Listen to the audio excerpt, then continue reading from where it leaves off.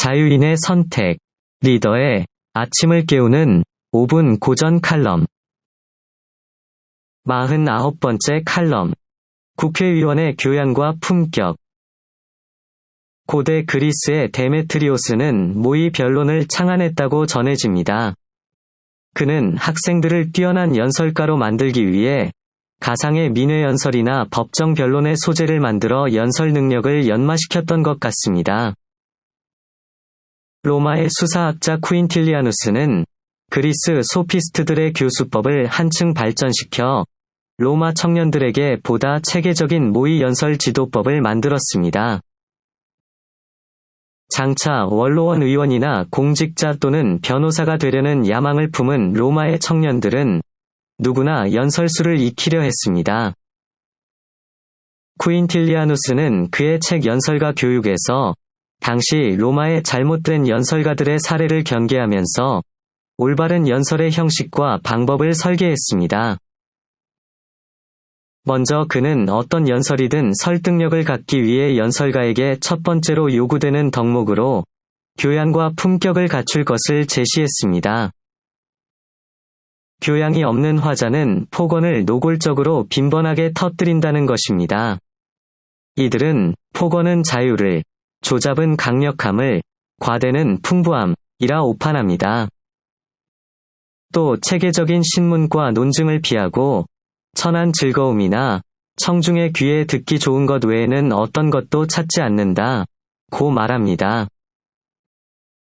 이런 사람들에게서는 교양 있는 언사는 찾아보기 힘들고 논리는 실종되고 무례함만 넘칩니다. 쿠인틸리아누스는 교양 없는 화자가 강력하다 함은 차라리 폭력이라고 단언합니다. 그의 관점으로 본다면 요즘 탄핵 전국의 국회는 한마디로 교양 없는 국회의원들이 합법적으로 벌이는 폭력의 마당이 아닐까 싶을 정도입니다. 그들은 국무위원이나 반대 의견을 가진 동료 국회의원들에게 고함을 지르고 삿대질하는 일을 예사로 합니다. 또 저급한 어휘와 논리 비약, 과장과 단정, 낙인과 억지 주장을 폭포수처럼 쏟아냅니다. 후한무치한 일이 아닐 수 없습니다. 국무위원들과의 질의응답 내용과 행태를 보면 그 오만함에 기가 찰 정도입니다. 편향과 오류가 가득한 질문을 소나기처럼 퍼붓고는 정작 답변은 가로막습니다. 답변을 통해 자신의 무지와 오류가 드러날 것이 두렵기 때문일 것입니다. 실은 검증되지 않은 자신의 주장만 속기록에 남기길 바라는 모양입니다.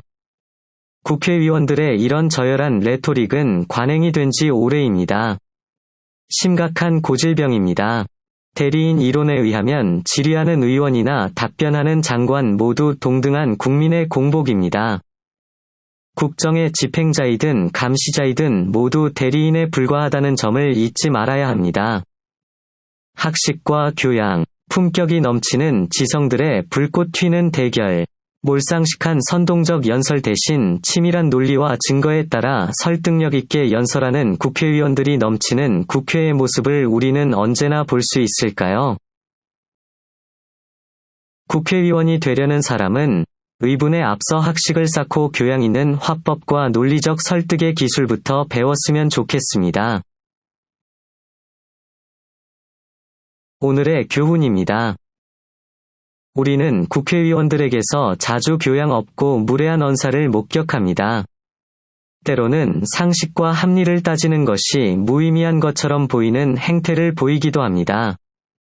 학식과 교양이 풍부하고 논리와 증거에 따라 설득력 있게 말하는 국회의원이 필요합니다.